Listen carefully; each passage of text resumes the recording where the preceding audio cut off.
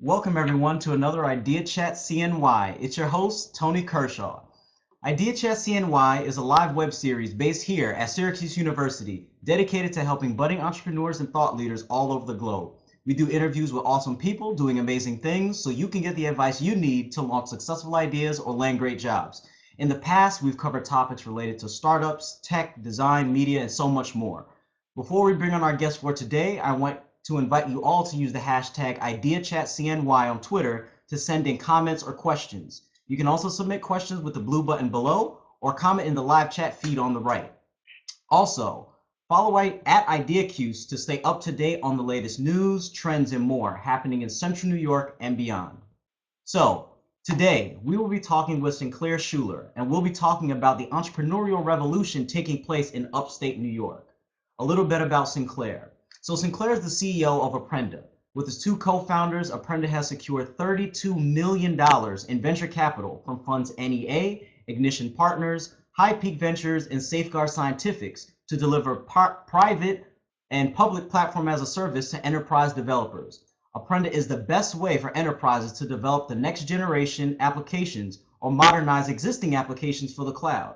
Sinclair serves on multiple venture networks, speaks nationally on topics of enterprise IT efficiency, cloud computing, and next generation enterprise architectures. Whew. So, without further ado, let's meet Sinclair and let's talk about what's happening in upstate New York.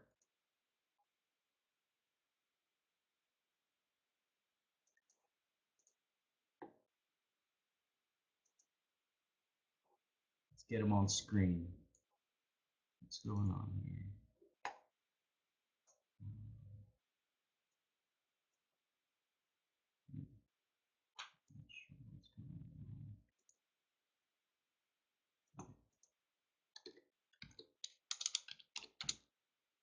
So it seems that there might be an issue with Sinclair's feed right now.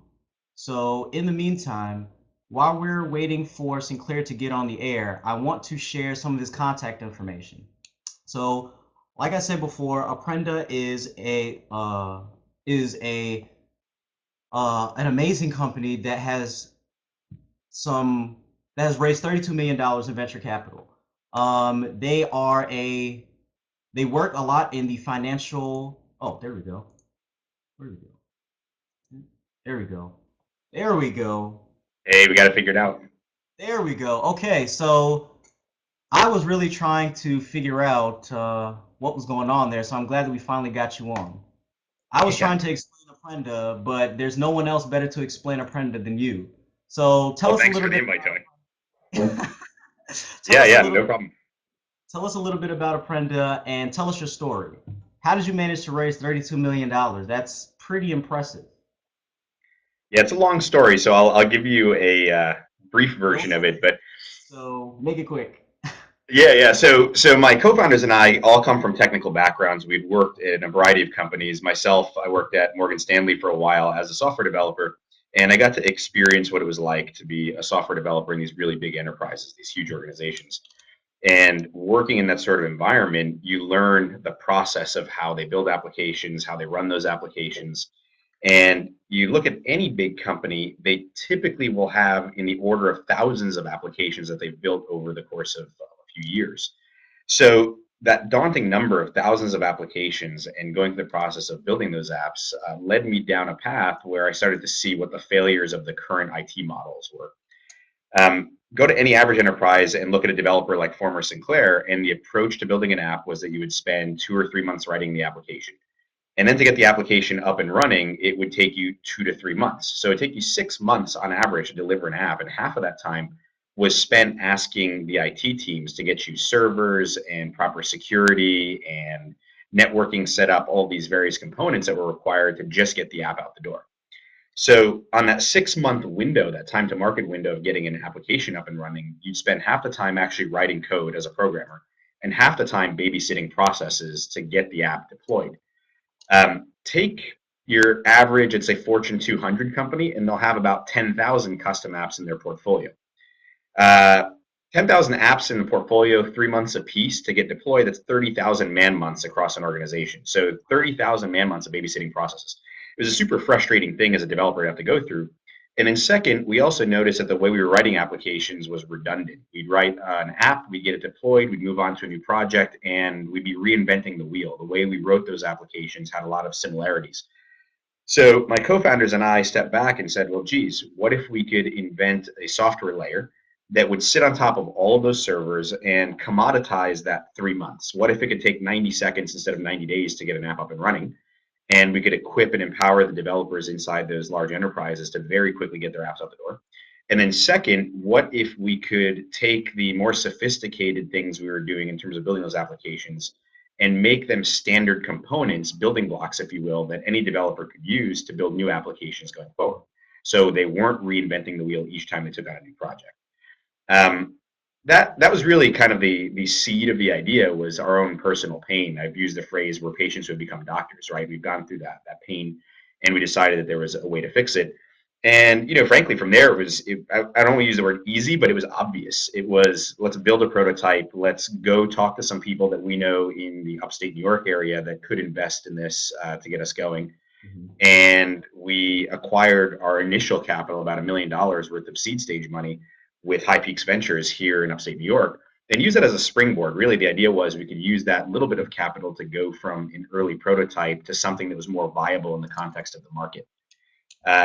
Once we reached that new plateau and we had a viable product and we could demonstrate that it was useful to customers, we went out and started to raise some serious money from venture funds outside of the upstate New York area. Upstate New York has a couple of really great funds that help with that early phase, but nobody the size of, say, NEA. So we went out to Silicon Valley, to New York City and Boston, talking to a bunch of VCs, and managed to get a term sheet in 2009 for a $5 million round of funding.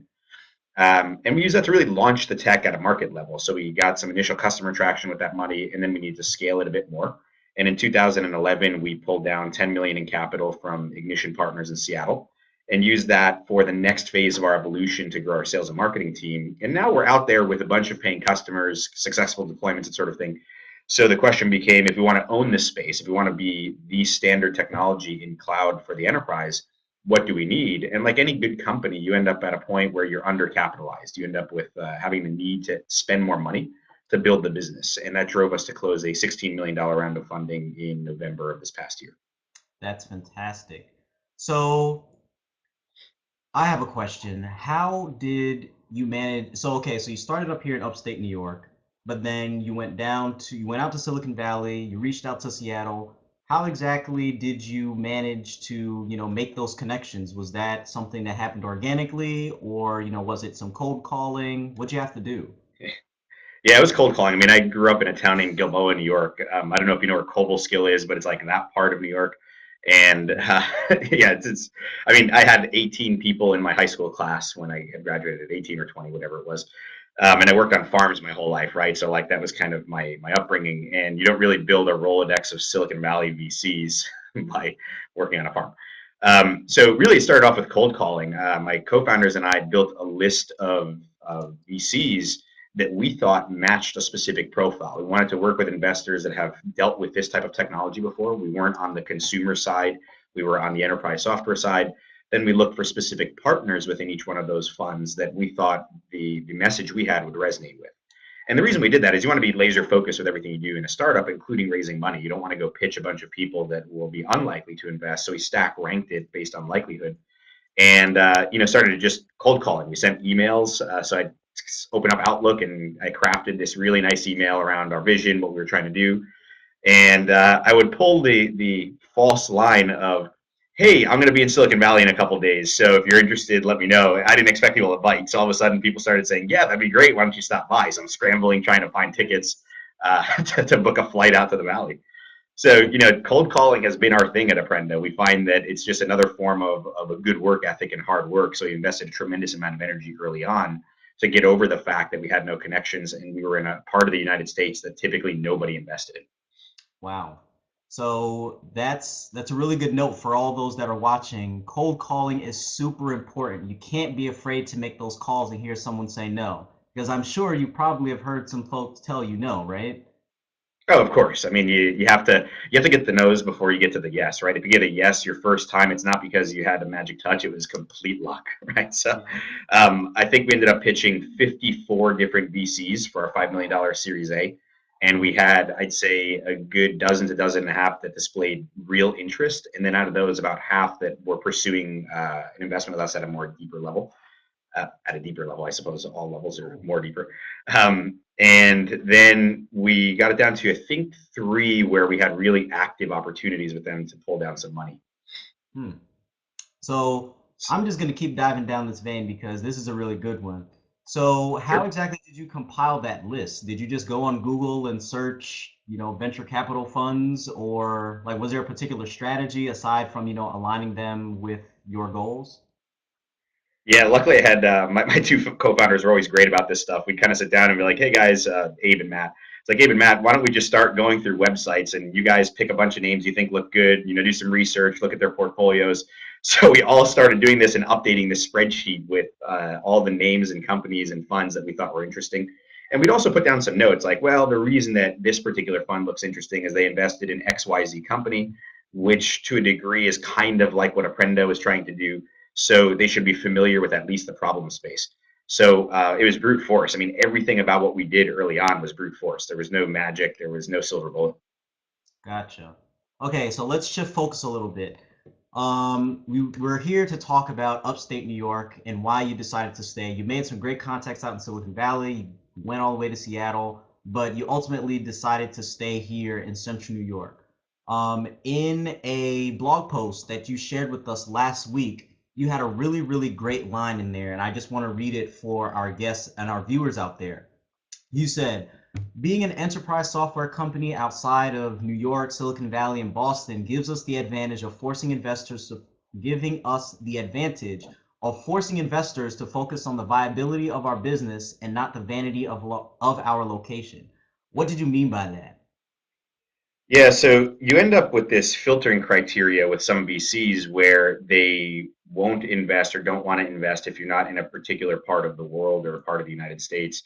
And to a degree, it's a bit of a vanity filter. I mean, there is some relevance to that. So, for example, hiring certain types of talent in Silicon Valley or New York City or Boston tend to be easier than, say, the Albany, New York area where we are, or Syracuse for that matter. So, from their perspective, it's so important that that's a killer criteria, right? It's make or break the deal. What we found is that we got rid of that distraction and we would end up getting the investor to focus on the question of, do you believe this could be a big business? Do you believe that we could generate 100, 200, $500 million in revenue?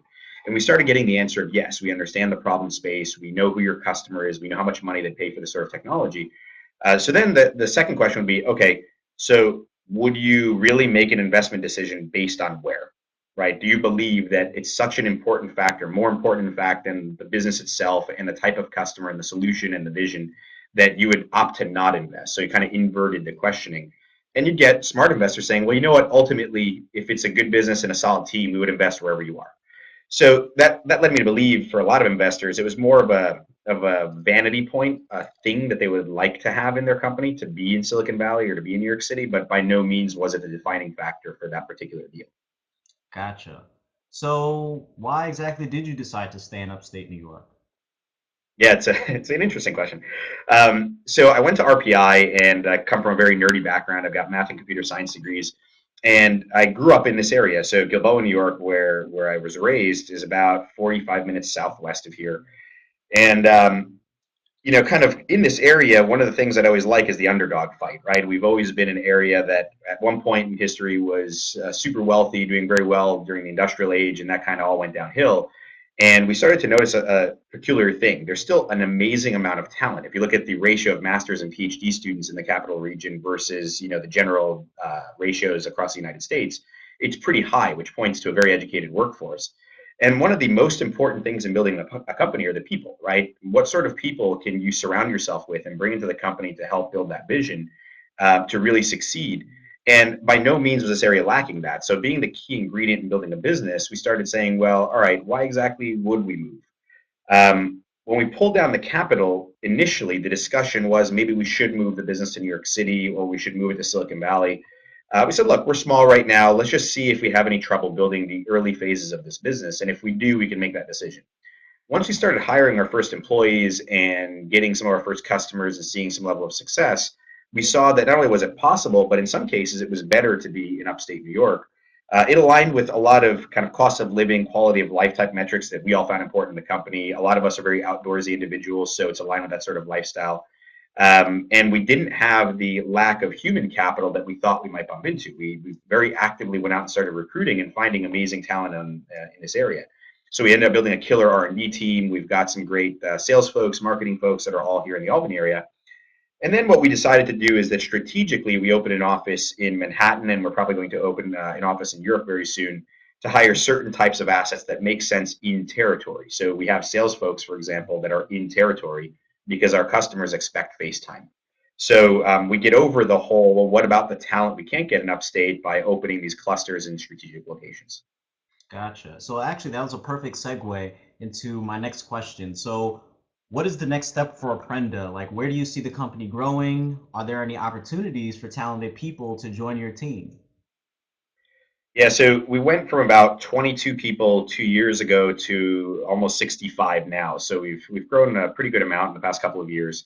And this has been mostly due to the fact that we were one of the earliest companies to successfully get customers to production in this space. It was very difficult early on to get those early customer wins, like any sort of customer win. But once we started getting some very big logos using our technology, it became a little bit easier. And we found that in certain verticals, we had more success than others. So in financial services and healthcare and manufacturing, we ended up with some marquee logos that really backed our tech.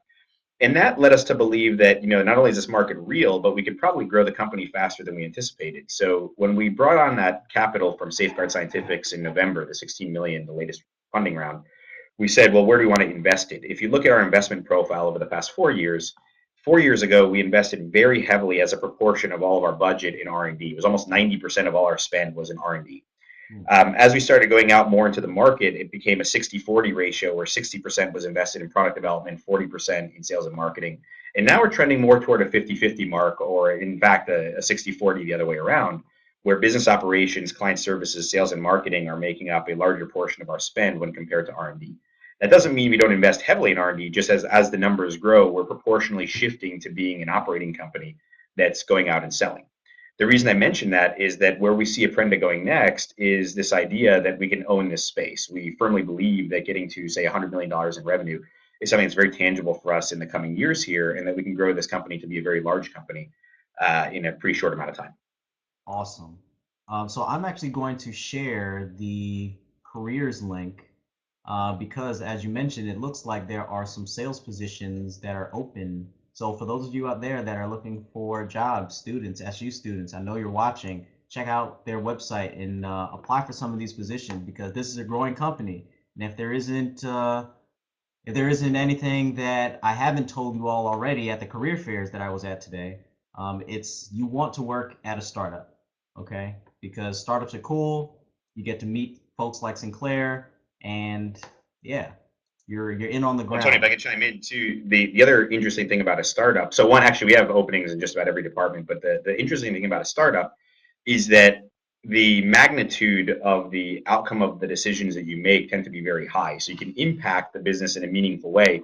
The reason that's important is that it tends to be the best way to grow your career quickly, right? If you're in a very large system, then your ability to make decisions tends to be constrained by that system. You can make small decisions, but that also means that you get incremental growth in your career path. So startups, and this is why in Silicon Valley you tend to see a very young workforce powering some very large companies, supercharge your ability to kind of jump up and take on bigger decisions over time. So as a company grows like ours, you kind of grow with it. And I think that's important for anybody that has a very aggressive posture around what they want to do with their life and with their career. That's awesome. Awesome advice. So I have another question. And this Sure. again, it's about upstate New York. I've been up here since 2005, and I've seen this place change so much because of all this entrepreneurial activity. Folks like you who are really on the cutting edge and are really pushing the boundaries of what people expect of upstate New York. So, what's your vision for upstate New York? Like, clearly, as a leader for this next generation of companies starting and growing and ultimately staying here, what is your goal, I guess, in leading the charge, or have you even thought about that? Yeah, I don't know that anybody leads the charge on any one of these things. It's a very organic cultural experience that you have to push for within a community like Upstate. I think it's a microcosm of what you see at a macro scale, right? One of the common things that comes up is people will come in from into the United States from other countries, get educated, and go back to their home country.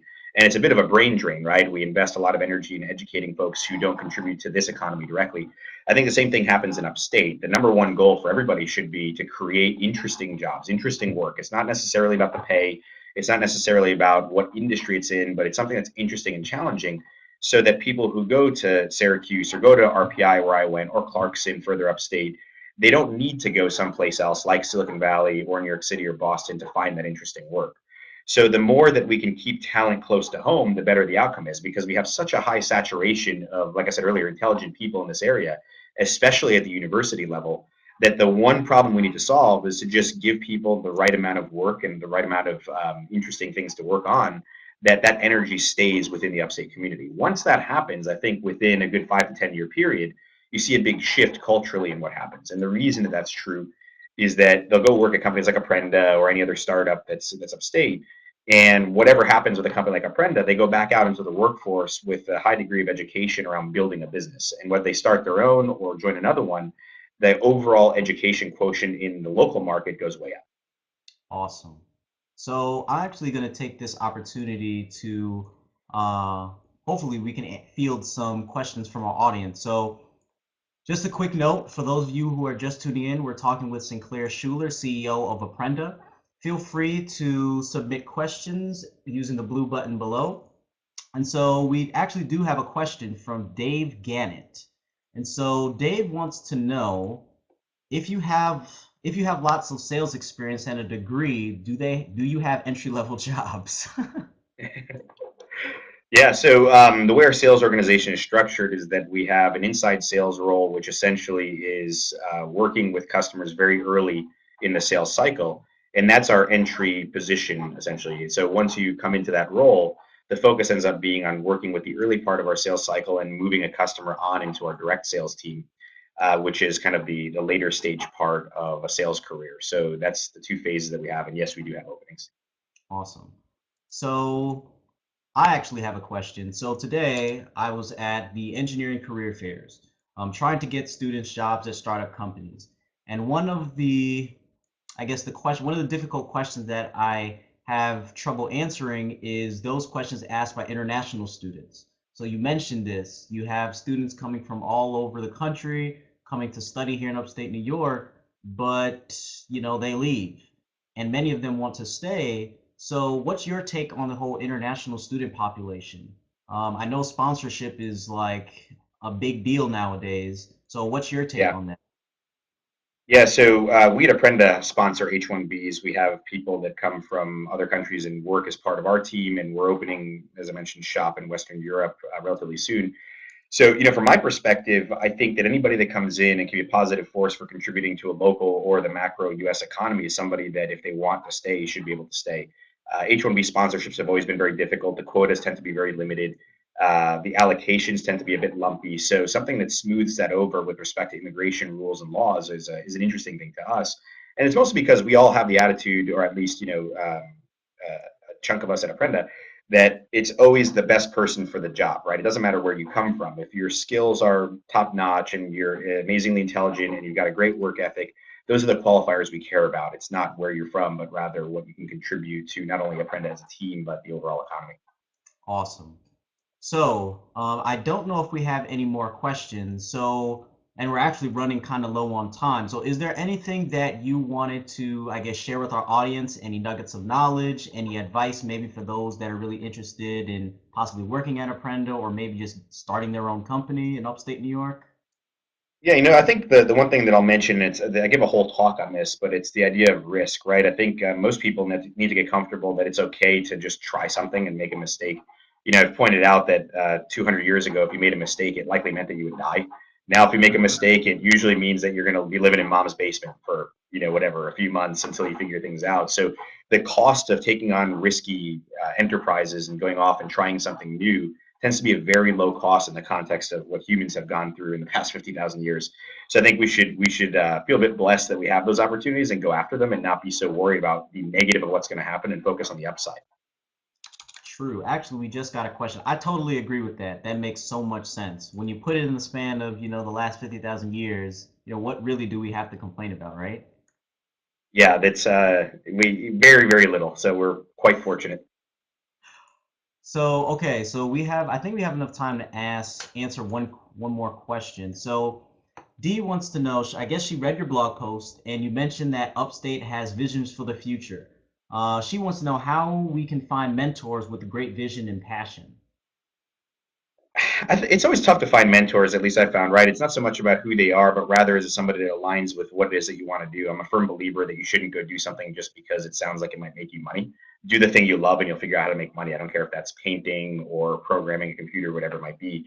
So I think if there's somebody that you really respect professionally and that shares the same vision that you do, that's the person that you want to go for from a mentorship point of view. And it goes back to the risk question. Just go ask them, right? Like a lot of people are just, they get cold feet. They don't want to go talk to them. So reach out, send them an email, approach them and say, hey, this is what I'm trying to do with my life. It looks like you've done a lot of these things. I'd love to just, hear your story. Walk me through what you went through in life. Awesome advice. Sinclair, it was such a pleasure talking to you today. Are there any last words for our guests out No, I there? think that covers it. Covers Okay, it for me. Thanks for the opportunity. we appreciate it. So, ciao. So, I just want to share some last tidbits here. So, we're done today for another Idea Chat CNY. Feel free to follow Sinclair on Twitter at S Schuller. Also, visit their website for those of you that are interested in possibly finding positions, international students, if you're looking at sponsorship and you're graduating this year, they sponsor you, H-1B visas. So take this as an opportunity. You're hearing it from the CEO of the company himself. He really believes in passion. He really believes in the spirit, and he also wants the best fit for his company. So apply online at Apprenda.com. And keep the conversation going on Twitter using the hashtag IDEAChatCNY. If you like what you heard today, or if you have maybe a topic that you're really interested in, feel free to suggest some things on Twitter using the hashtag IDEAChatCNY, and also follow at IDEACUes. That's our office. We put out information about all the latest and greatest events happening in upstate New York. We also talk about the latest trends in different industries, so it's always good to follow at IDEACUes. Lastly, check out our previous shows on the IdeaChat Spreecast page. So like I said earlier, we talk about media, technology, startups, and everything related to getting your life on track related to business. So check out our Spreecast page. And also, our next Spreecast, we are going to be talking with a young woman who is a social entrepreneur. So this is a really hot topic right now. Check that out. We're going to be talking with Lauren Braun from Alma Sana. Okay, that's going to be on February 21st. So you can find all that info and more on our IdeaChat Spreecast page. Wow, trying to say that 5 times fast. That was a tough one. So yeah, I'm signing out. This is Tony from reporting live from Syracuse University. Take care, have a good night, and I will see you all on Twitter. Take care.